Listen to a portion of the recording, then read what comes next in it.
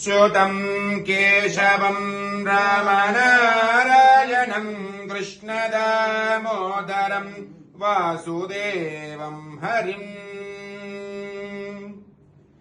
श्रीधरम् माधवम् गोपिकावल्लभम् जानकीनायकम् रामचन्द्रम् भजे।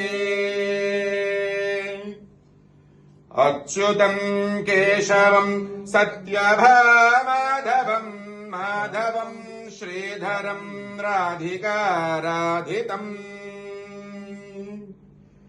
इन्दिरामन्दिरम् चेतसा सुन्दरम् देवकीनन्दनम् नन्दजम् सन्दरे विष्णवे जिष्णवे शङ्खिने चक्रिणे रुक्मिणी रागिणे जानकी जानगे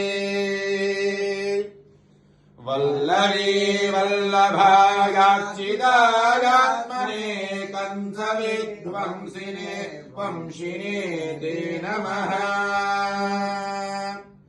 कृष्ण गोविन्द हे राम नारायण श्रीपदे वासुदेवाजितः श्रीनिधे